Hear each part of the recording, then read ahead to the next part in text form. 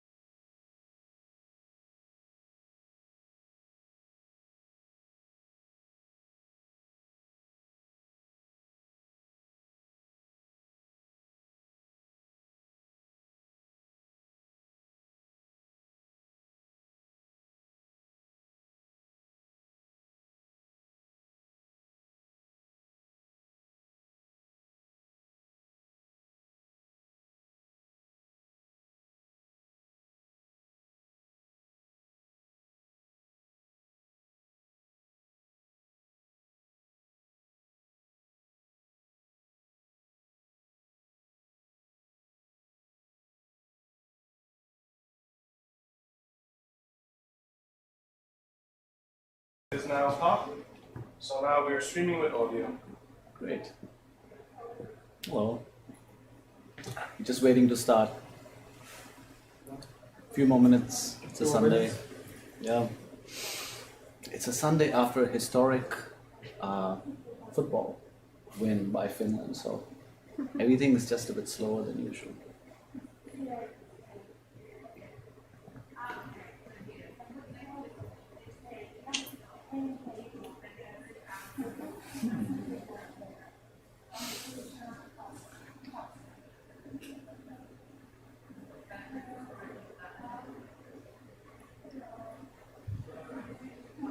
Whenever you're ready. Okay. Cool. All right. Should we close the door? Does it change anything? Not really. Okay. I mean, Great. it'll make the presentation clearer for people that are in the room, but if there aren't many people in the room, then it's more important that the stream is going out nice. Does the audio come through? Yeah. Okay. You don't need it. Hi. Welcome. Jump in. Just grab a seat. Hi, Auntie. A piece 2 more on minutes, maybe? this side of the... 5 minutes past, you can pull us if you like. Yeah? Yeah, it's 5 minutes past. Yeah, I think if someone wants to come in, they can knock the door. Yep. I'll tell Vishnu to just come on in. Yeah. Yeah. Okay. Okay, guys, let's go for this. Nice. Thanks for coming on this kind of windy, rainy summer day, and I have about an hour, I think, including Q&A. I have a lot of slides for you, and this is a presentation about a project that's been going on for almost 3 years now.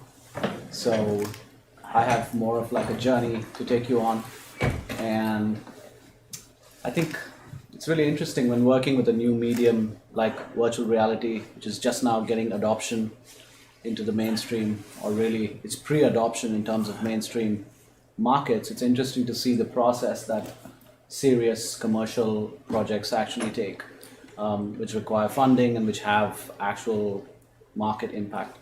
And this is the story of Dementia XR, what we call our project, where XR stands for extended reality. Extended reality, or XR, is an umbrella term that encompasses virtual reality, augmented reality, and all of these new technologies which kind of mess with reality. I'm sure there are more scholarly definitions for that, but that should do for the moment.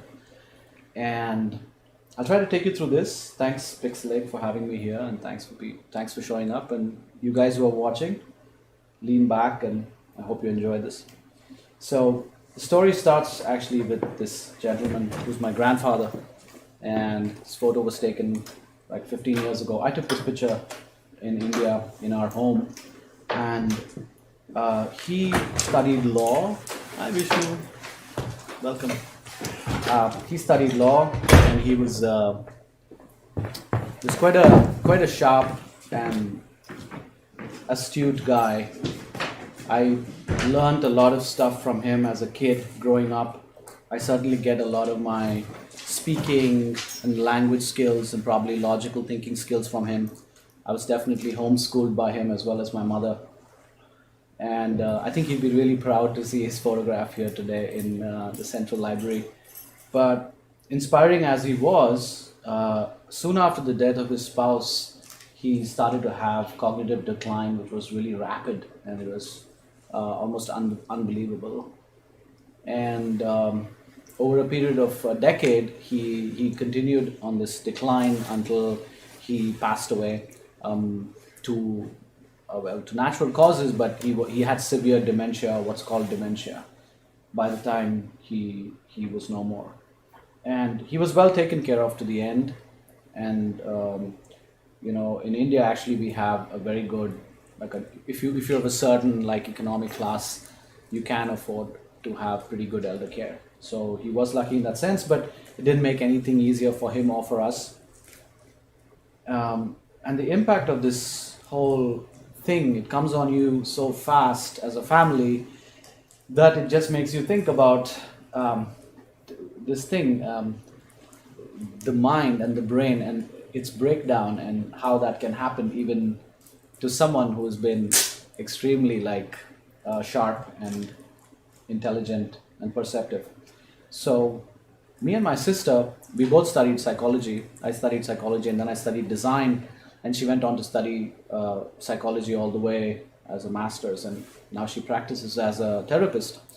So she actually got into aging related therapy, and I think it was partly triggered by what happened to my grandfather, but it was almost simultaneous. She was very interested in both the mind in its developmental stages very early in life, and the mind in decline at the very end. And senescence studies, as it's called, is a fascinating subject. And she started to inquire into that, and the two of us started to think more about this thing called dementia. And now I'm just going to bomb you with a few statistics and numbers. Probably not the most typical Pixelache presentation, but you really need to look at the numbers to appreciate the impact of this thing. Not only are we a rapidly aging species, we also, dementia is said to be, in some ways, dementia is said to be a sort of, it's called a consequence or a side effect of living. And the problem is we're living much longer, but our brains haven't yet caught up with the ability to remain functional and remain really strong into our old age. And so what you see is essentially increasing cases of dementia across all, especially developed countries where people are living longer. And the numbers are just crazy, like the cost, the percentages, the number of people affected. And the more research you do, the more you find that we basically have a slow epidemic of sorts.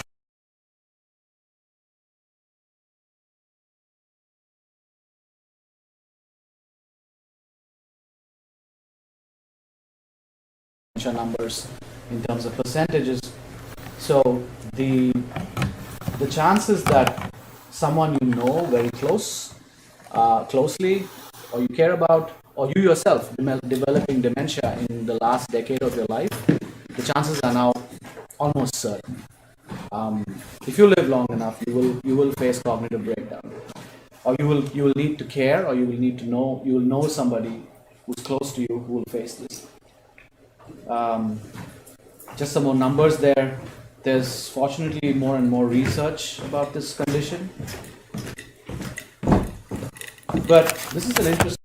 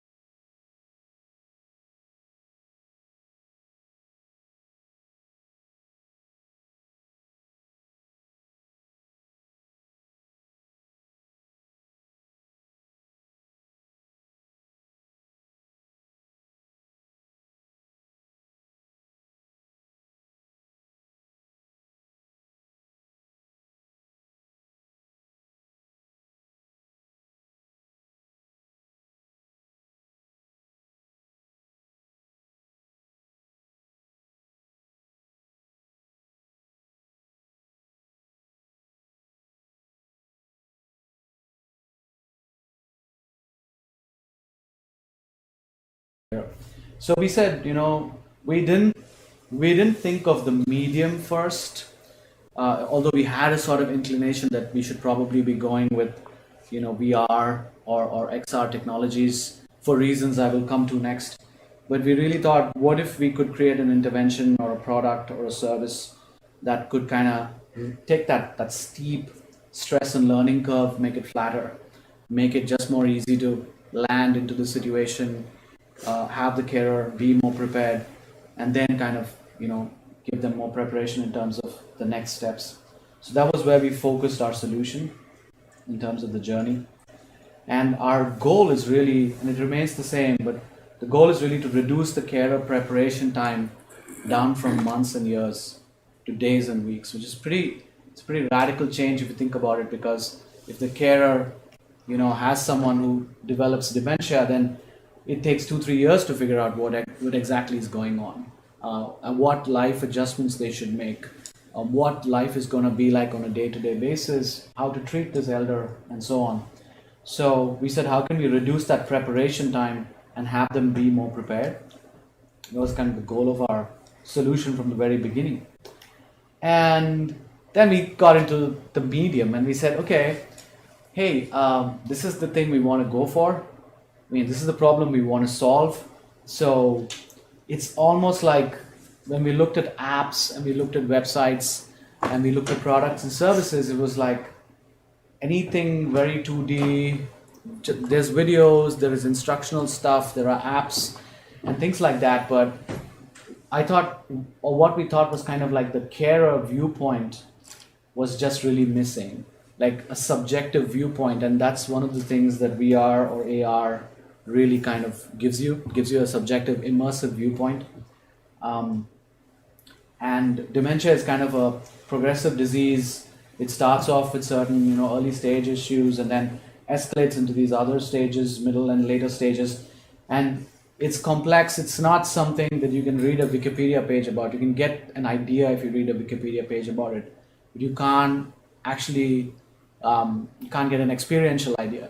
And the big problem we found when we talked to carers like my mom was that essentially she didn't know what was happening in the black box of my grandfather's head, right? She had to guess all the time.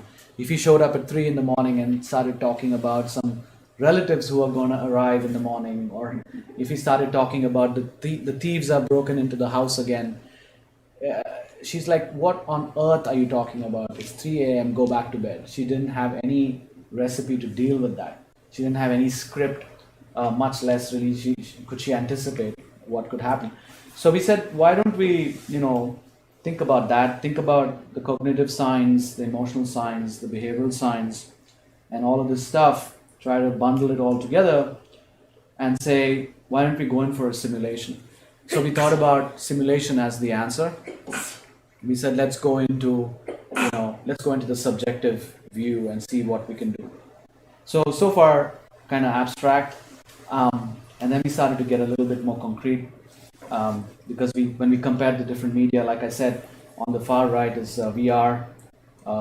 Immersion into any experience usually builds, it just evokes empathy. It's like you're watching a film. You might not even like the character so much, but you somehow emote when something happens to them. Multi-dimensional, progressive learning, customized content, all of this stuff is possible in a way that's not possible with apps and books and so on. And then we kind of narrowed in on the key scenarios that we wanted to simulate. So it turns out that there's a lot of good research on dementia, theoretical research. There is a lot of agreement in terms of what the main types of dementia are, what the symptoms are, what they look like. And so you have these issues with thinking, with memory, with judgment, language, but then the deeper underlying issues are personality changes. You have issues of someone who's really optimistic and been a go-getter, they start to become more pessimistic or they have less initiative. And then there can be mood and behavioral changes. So it's pretty complex, but this is documented. This is not really what we came up with. This is what we picked up from the literature and said, okay, there's clearly these key areas that we could kind of develop as simulations, and we could kind of help the carer kind of get familiar with. All right, so then we began, doing some designerly stuff. Essentially, kind of, how do you take all the crazy things that could possibly happen and break them down into a few, chunks of scripts or stories or ideas which could show these states. And so I don't know if you get what I'm going for yet, but basically we're talking about simulating a subjective experience using VR, which nobody has access to. So if you drink alcohol and you're drunk, I could also drink alcohol, and I could kind of get an idea of what it means to be intoxicated. I won't exactly know what it felt like for you, but I'll get some idea. But if you have dementia, there's no way I can, simulate, like, there's no way I can create cognitive breakdown in my head to figure out what's going on. So there's certain artistic license you have to take as a creator, and you have to say, well, from what we know about how people with dementia behave, maybe they're having a memory loss issue, or they clearly have a problem with forgetting. And so this is where things got interestingly, like, a project that's a very kind of a therapeutic solution starts to have artistic dimensions, really. And you need to start being creative. You're not just trying to reproduce a certain reality. You're trying to fake it, basically, or you're trying to come up with creative ways to show that reality. So yeah, this is just a mind map of a small piece of a larger mind map where we try to figure out what those key scenarios should be. And in the end, we came up with, like, basically, these three areas. We said we need to simulate disorientation, very broad word, disorientation, like so many kinds of disorientation possible. Hallucination is another one, and memory loss. And clearly these three have overlaps. But we said if we start here first and we show at least a few convincing scenarios of what this feels like, then carers could get a more empathetic understanding of this condition. And that's what we were going for.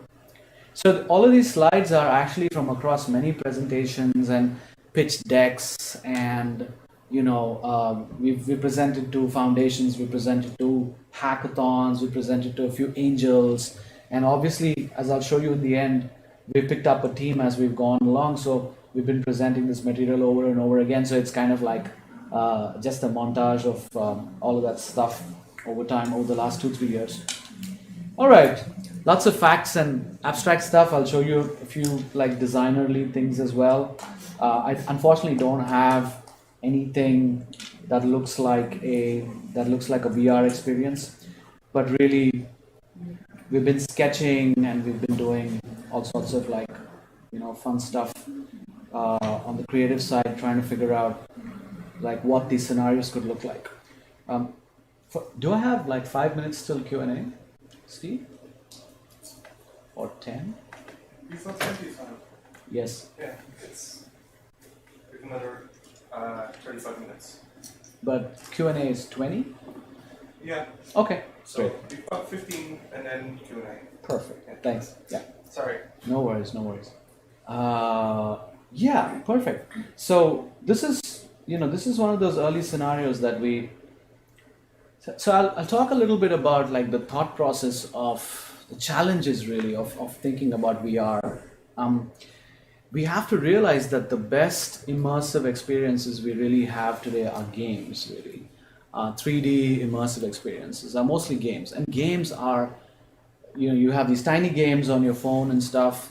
That's not the games I'm talking about. I'm talking about console type games where you can actually get into a world and do stuff, and you're free to run around. Like, you can just go anywhere in the auditorium and sit on any seat.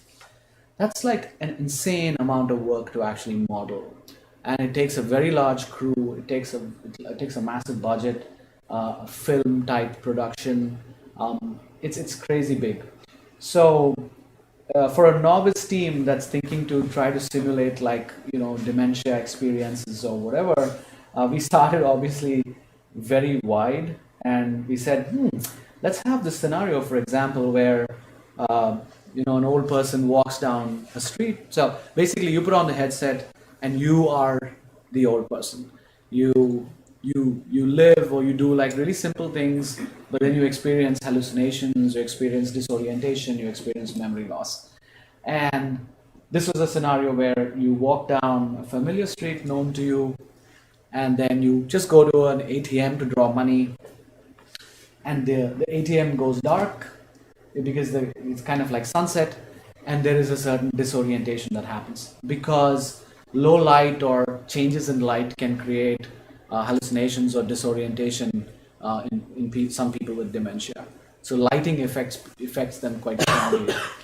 So and there are about at least 10 kind of documented types of dementia, of which Alzheimer's is probably one of the most known, but there are several others. They share characteristics, and they have also very unique signatures.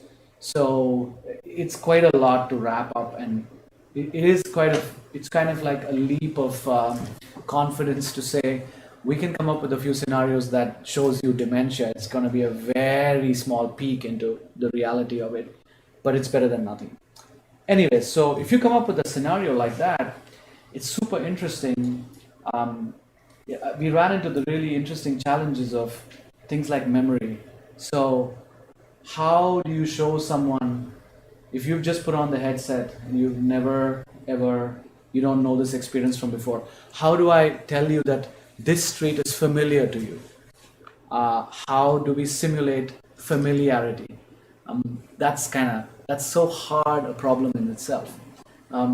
So we, for a lot of reasons, a lot of our scenarios just broke down because in order to do them, we'd either need a crazy big budget or we'd need some genius storytelling or both.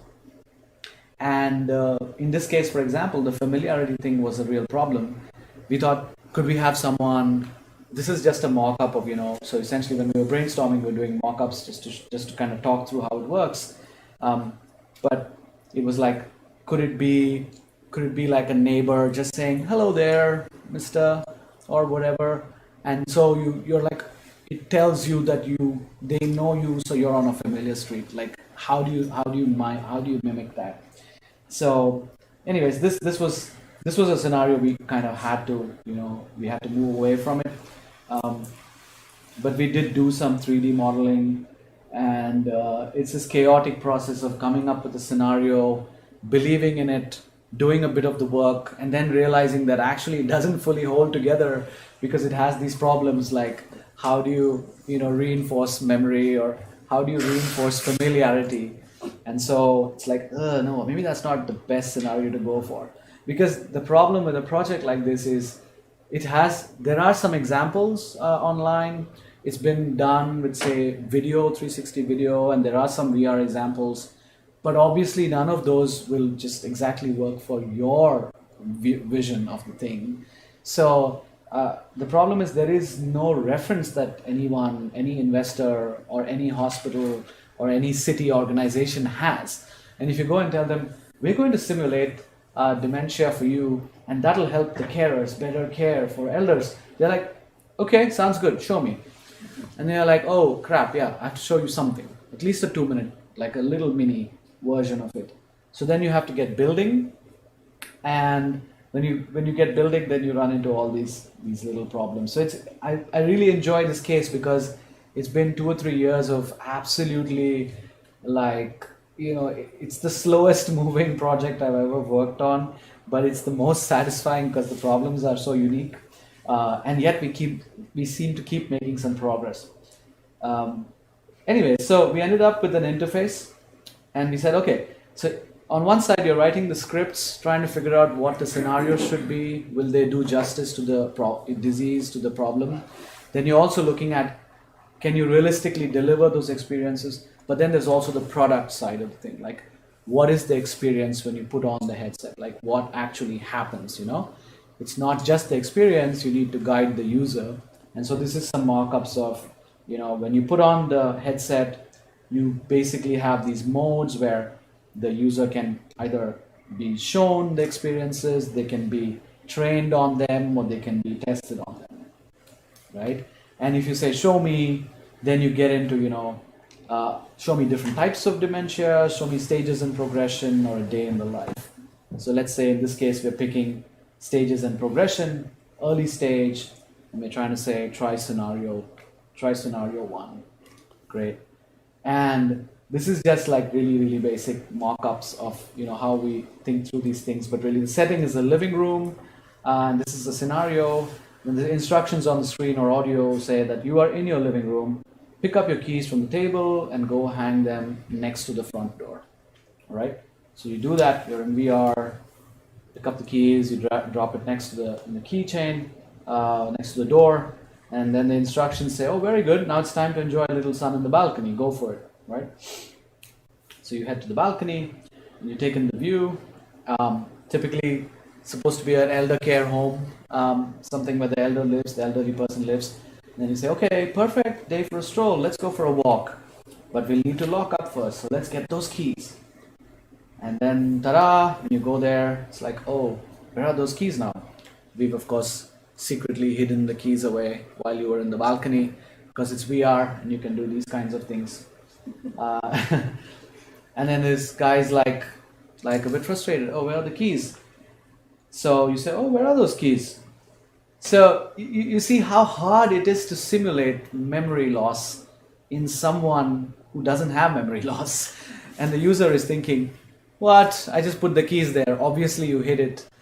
So how do you get away with a trick like this? And how do you get away with simulating something like memory loss in a short scenario? Super fun. So yeah, so then you create this disorientation, and then you say, why is this happening? Well, early stage dementia is characterized by lapses in memory, which seem to be unimportant, but then, this stuff could kind of escalate over time. And if you notice this in your elder, what you should do. Because usually the way people deal with it is they kind of slam the elder, the carer might yell at the elder and say, what the hell? You lost your keys again, you stupid old person, and always here to make my life miserable or whatever. Especially, I think family members are nice, but especially if the elders are in some care home or something, they might not get the best treatment at all. So how do you deal with this? So that's kind of like the format behind the whole product. So we said, well, we have a whole bunch of like these scenarios and different levels, and we kind of productized it to a bit. Yep, hope that makes sense. This was the product dimension of the whole thing. So the goal is really to have this sort of interface where the user can choose to go through these different scenarios, and as they do, they get to learn the different stages. They get to try different things to different ways to deal with those stages, and so on. Maybe there's some points, maybe there's a guided, like a nurse-like person telling them something, etc. Great. So I think the big takeaway from the past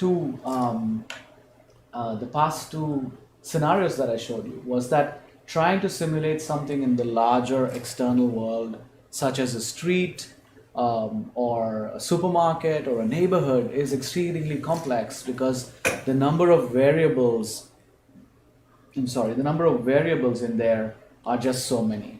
But if you try to simulate something in a home, then you have much more control. And actually, people with advanced dementia, they usually tend to be not very, they're not very traveling a lot, or they're not out there. They're mostly kind of in their homes or around their homes. And so the big shift for us was to say, hey, let's not try to go after the whole world and show what these breakdown situations could be like in the world. Let's try to do it in the home itself. For example, this is a photograph of someone who has dementia, who's getting more and more demented.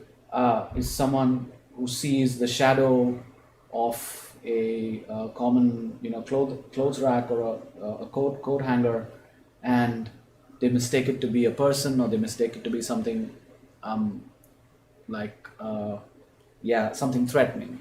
So these sorts of things can happen in the home, and we started to say, why don't we minimize the number of stimulus, or the number of like elements at play in a particular scenario, and why don't we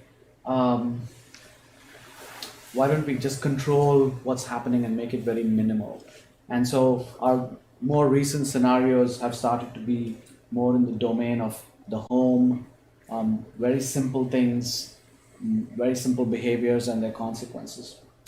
And this is just I just have some final slides on some of the recent art we've done.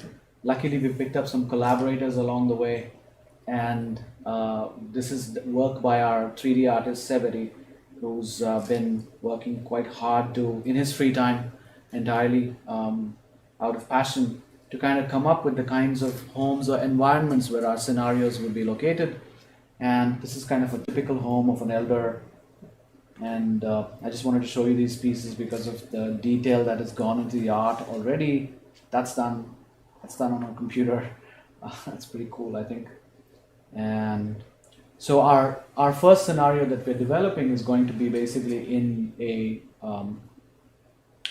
toilet and in a living room. So in the home of an elder. We have a pretty exciting scenario coming up, and this is some of the early art from the scenario.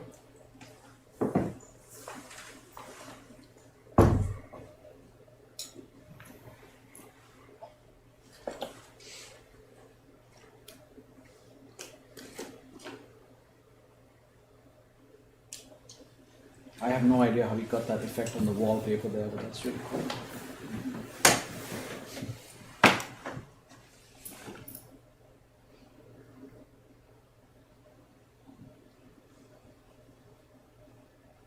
Oh yeah, I want to look at it myself.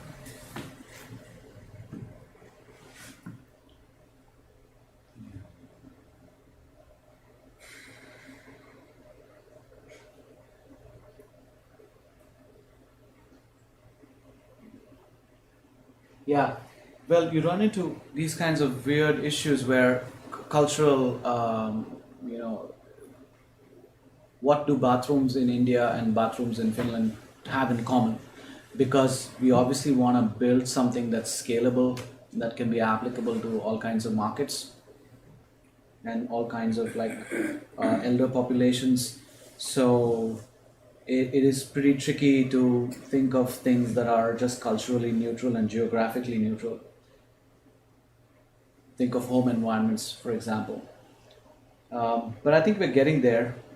We have some reason to believe that we could develop something that's not too specific to a particular region. And I'll just close with a couple of slides on the team, really. I'm Ashwin. That's my sister Amulya, and we founded the project together, and we've been accelerating it from the very beginning. Amulya is a dementia expert, and she works at an elder care home in my hometown, and my background is in design and psychology, and I work mainly in product design. So that's us, and we've been getting great help. Our core team has been changing. That's another thing about projects like this, is that essentially it's just a labor of love, and until you get serious funding and until you find a sort of you solve the chicken and egg problem of having funding and doing the work, which then creates more funding, you just have to rely on picking up people. So I guess one of the big reasons for me to be here is also just to spread the word and pick up more potential collaborators for this project. Because although the going is slow, we're pretty psyched about the progress we've made, coming from nothing. So Kalle, for example, Severi and Marcos are all in our core team right now. Severi's been helping with the art right from the beginning. Kalle is more and more hands-on with the UX and the product itself, and Marcos has a ton of interesting stuff he's done in science that we think he could help us with, things like simulation sciences, dementia, neuroscience studies, and so on. But then the list is long. Actually, we've been really lucky to get all sorts of help in the psychology, neuroscience space, the simulation space, the game space, and now also in the business and marketing. And also there down there is like Pixelache together with Helsinki XR Center in Arabia. And I think I really like kudos to both these organizations as well for supporting us and joining us in this very early stage of our journey. Yeah, really, that was the project. And I guess our main goal now is, like I said, to simulate that first and the only scenario that we're aiming for, which would be a proof of concept. We have a very clear idea about what that concept is going to be. We know what those 2 or 3 minutes are going to, what it's going to look like. So we're just in the process of getting the team together to build out that piece. And yeah, you can find my contacts on the festival page, and if you want to reach out to me, collaborate, or just chat about anything, I'm always available. Thank you very much.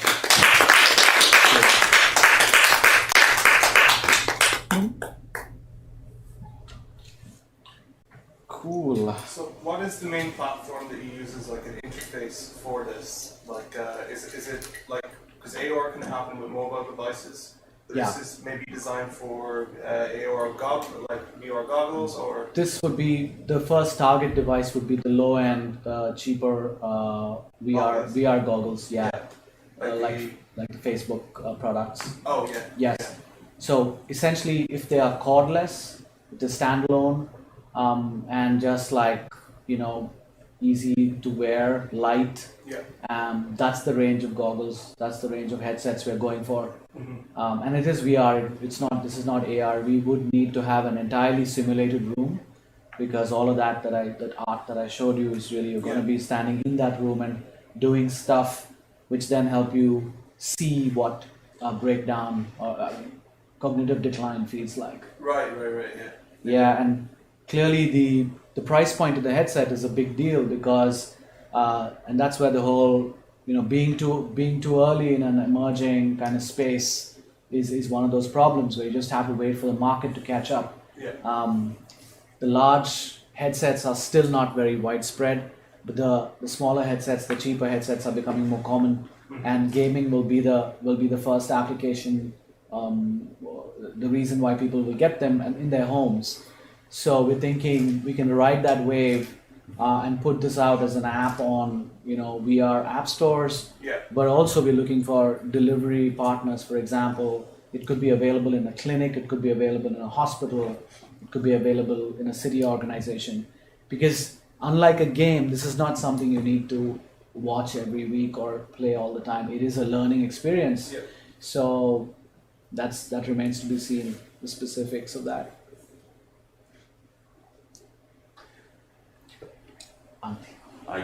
You were talking about the games and the high-end kind of the the experience. There's also one like kind of when you get to this high end, there comes this uncanny valley. The high-end games, they don't look real; they look like games. And the more realistic it gets, the more it annoys you. Exactly. The almost real. Yes. So that's a Yeah. so a question when you want to dangle things like dementia. Do you try to get the real like Yeah. How realistic do we go? Experience, or do you want to make kind of even comically simplified things? Yeah. To be honest, the answer is we don't know it until we see it. Yeah. To be honest, that's the truth. But this is something that showed up on our radar. A lot of the smartest people we spoke to brought up the same issue immediately. One of the key things I think is to just reduce human or human-like presence in the experiences themselves. So we're thinking of things like just using voice, for example. One of the things that you have to remember is that this is not a free-to-play kind of a scenario. You just can't go anywhere and do whatever. You are guided very strongly on a certain interaction path.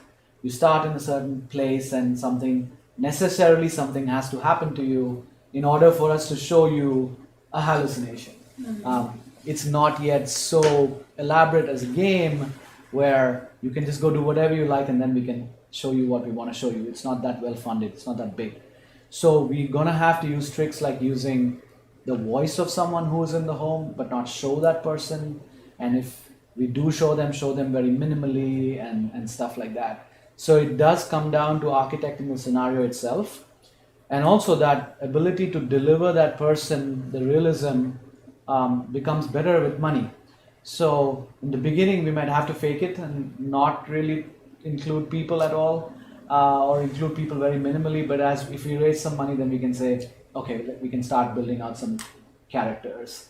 But honestly, in my head, I don't know what the final person in there will look like and what they will appear. But that's a real concern, for sure.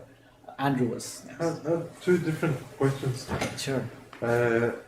And thanks for the talk. And I'm not familiar enough about the aspects of dementia and how you can model that or give empathetic understanding of this. But as far as I understand, you're making this as a tool for caregivers to help them understand, right? But I also get this feeling, I don't know if it's correct, that the familiarity is a very important aspect of things, and the breakdown of familiarity is what causes confusion and the distress, right? Yes. On both sides. Yes. Right? And here you have a scenario-based tool which you drop people in. They don't necessarily have familiarity with it. So how do you build up the familiarity with the environment that you're modeling and the everyday life situations, which then start to break down? Yeah, that's a So really... how do you do that? And then you can maybe answer that first, and I have another question for you. So. Sure. Well, we need to get very specific because, for example,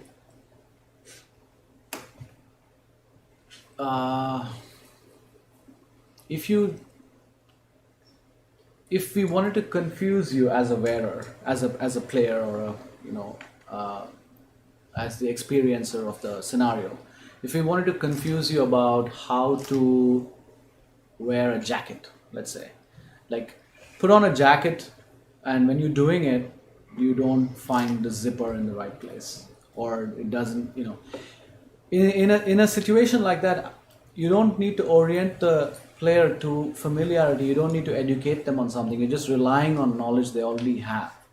So it really depends. Like what you're saying is theoretically right, but you just have to be tricky about it. Like in the example that I showed you, where making someone or letting the player know that this is their home street. You live here. That's really hard to do.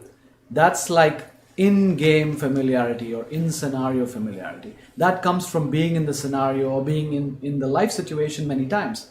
But there is a generic familiarity, things like combing your hair, putting on your shoes.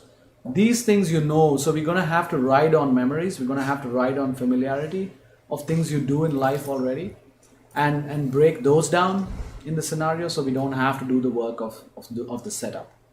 So in the end, like I said, also answering Anti's questions, the architecting of the scenarios, the scripting of the scenarios, that's where the real key is, I think. That's the real work, and it's in the details. But a lot of the time we're going to have to work around these problems. There are no, templatized answers to these things. That's a real concern. Yeah. That's another question. Sure. Else want to. Go for it. Well, now it's a technological platform thing. Yeah. So why choose VR? I mean, if you want to work with people's familiarity, why aren't you using an AR headset scenario where you're using the environment that people are already in and familiar with and mess with that? That's a viable option. We just went down this road basically, and it could be something to think about. to be very honest. And then I could even be a bit more provocative. Why use any of these platforms? Why don't you just do presence-based manipulation of people's actual spaces? True that, that's also possible. Yeah. So that it becomes more theatrical and embedded in people's everyday life situations, but scripted. Yeah. So you take away familiar items from people's homes, or the makeover format, rather than this is of their everyday life, rather than try to replicate scenarios in some virtual space which they're not familiar with. That's very interesting. I mean, the last one, see, AR, in some ways, if you think about it, if you think about scale, I mean, scale is always critical. When the reason technology exists is because it has scale. And I'm also doing an e-learning kind of a product, so I'm learning very rapidly that the reason learning has moved online so much, onto places even like YouTube, it's because of scale. A teacher can teach 20 people, he can teach 1,000 people in a class, but it's almost impossible to simultaneously teach millions of people effectively except through digital. And so your last two questions, super interesting. The interesting point is the in-home intervention, your last suggestion, your in-home intervention and the AR are actually on two ends of the spectrum when it comes to scale. VR is somewhere in the middle. VR is fairly scalable, but you have the device adoption problem, you have the cost of production problem. But AR is doable and scalable. I mean, I would look into that a lot and think about it quite a lot. It's like we went down this VR route, but then that's a great point. But then if we did the in-home thing, the interventions would be terribly hard to scale. So not only would you kind of have to have all kinds of consent issues about being in someone's home and stuff like that. It's not something they grab and put on their face and experience. They have to let you into their lives, and you have to have buy-in for this and so on. So I just think in terms of delivery and in terms of scale, the last one, even though it's a really cool one, I would do probably some mock-ups. I would probably try to use that as a research opportunity, an exploration opportunity. I think in terms of scale it would be a problem, but we could learn from that. But the scale issue is solved by having models, right? Sorry?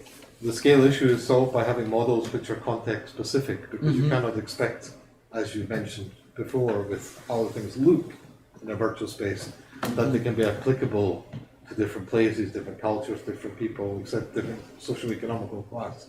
So, Are you talking about a delivery model? well, Like you mean train a lot of people to go well, and do it? yes, Or? but also like how you make it specific or like person-centric, right? So you're not bringing with you a lot of assumptions about what people recognize and what is familiar and what's not familiar. So like, I mean, I really appreciate the ambition, and I'm trying to think how to develop ways of engaging with people's, like you have a set range of scenarios which indicate stages of dementia, and then you think in different places and different contexts, what might those examples be? And you try to find ways to deliver that as an example that's site-specific or culturally or socio-economically specific to them. And I mean, because you have already explored, I guess, the meta level from a psychological and therapeutic perspective, but trying to find the way that you can help illustrate it to people who are not familiar. Yeah. No, it makes a lot of sense. It's a good suggestion. Yeah. That's the thing. I mean, if you stay really focused on the problem, then I think we get more you become more flexible in terms of how you can serve that problem. And ideally, we should have all of these. We should have an AR app that can work in the home and stuff like that. One step at a time. Any more questions? Vishnu had a question. Can you say something about the challenges you've had in finding support for the project then? Where do you think people have doubts? That's a great question. Interestingly, I don't know if it's the Helsinki ecosystem or the startup ecosystem, but typically startup ecosystems right now, anywhere, are very supportive of this stuff. Accelerators, incubators, basically anyone who doesn't have to invest money into it is supportive of it, and it's kind of quite reasonable that it's that way, because as soon as you start talking finances, you need to have a clear roadmap. You need to know what the solution is, what problem is it solving, and the cost implications, the financial implications of all that. So I've luckily, probably because we've been taking on a very serious problem that anyone can relate to, and because we've been in a really good ecosystem, the Helsinki XR Center was like, yep, here's a key, come tomorrow, you have equipment, you have a table, go for it. I think teammates, potential collaborators, organizations, we got a lot of support. But the moment we needed to raise money, people wanted to look at something more concrete. They wanted to see an example of it.